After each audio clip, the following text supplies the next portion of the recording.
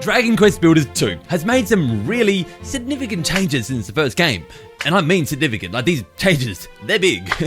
But if you haven't played a Dragon Quest Builders game before, you might be wondering, is this a good point to jump in? The short answer is yes, but the long answer is, let's get into it. Now, right off the bat, I call this a Minecraft-like RPG. And I mean, I'm not wrong, it is a Minecraft-like RPG. However, that's kind of unfair to the game. You see, while it does draw similarities between the two, the way you interact with the world and, I guess, even the shape of the world, that's kind of where it ends there. Once we actually get into the gameplay and the way you progress, it feels very distinct and very different from Minecraft. It's much more of an RPG. You're going to be going through the world, doing quests, leveling up, getting better gear. And by the way, getting better gear isn't about digging 64 blocks down and hoping for diamonds. No, now it's about like actually getting further and further and progressing the story to the point where you can actually unlock this gear and get it. So as you can see, draws much more ties to an RPG than anything Minecraft's ever had. If you're familiar with the old game, you know exactly what I'm talking about when I say the word chapters. And I got some good and bad news for you. Now, Dragon Quest Builders 2 uses a system of islands. So what actually happens is when you first arrive, you're going to arrive on this big island that is still story-based, but it's there for kind of everything to surround. You're going to bring everything back there, and that is going to be your, I guess, your hub world that you're creating. At a certain point, you get to these story islands, which they are kind of like your chapters. Now, this is the bad news. When you go to these story islands, you do lose everything. You strip back down to nothing.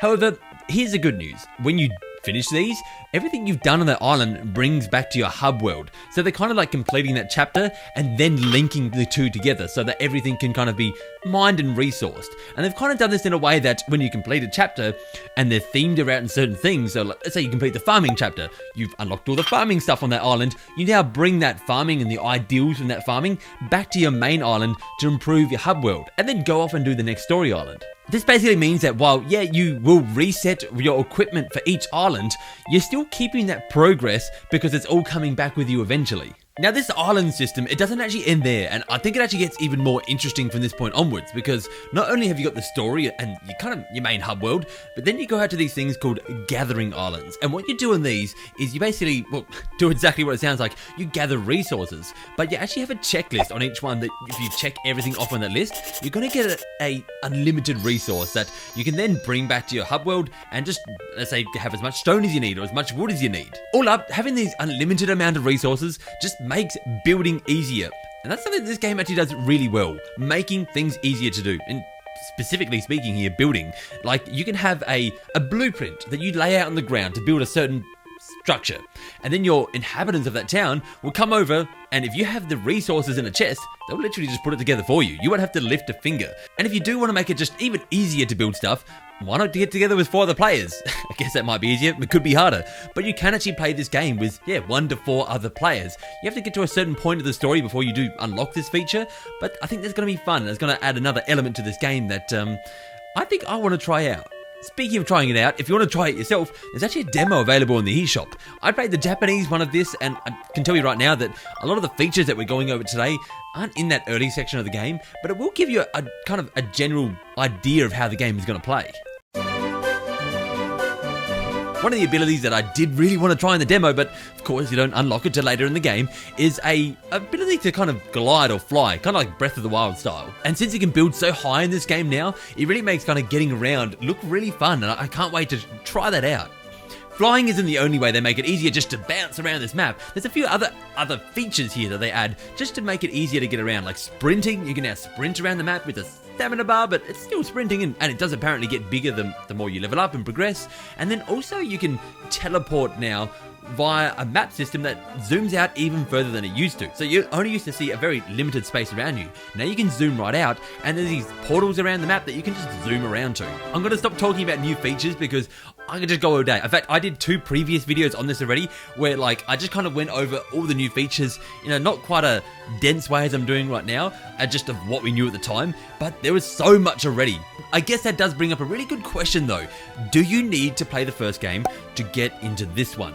And certainly not. answer right off the bat there, no you do not. The first game, they're not tied to each other at all. You're not gonna miss out on any story beats, and in fact, you're gonna get all the improvements of the second game. So if you're looking at getting into one, unless maybe you want to just try it for the sake of trying it, just jump into number 2.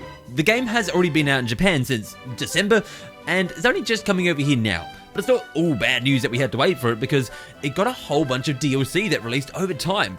And now all that DLC that's come, well, it's coming with the game in one big bundle. So we're going to get a bunch of other stuff with it. And one in particular that's, I guess, more exciting than a lot of the other smaller stuff they've actually done to improve the game is they've added this new island that's always kind of like I'd call it a Minecraft island. In other words, it's a randomly generated island. You only get one, but you will get to decide the parameters of this island. So like what biome it is and how big it is, stuff like that. And then it'll just randomly generate, and you can go gather resources, kind of like the Gathering Islands, off of this and bring it back to your main hub world. Now I'm going to tell you something.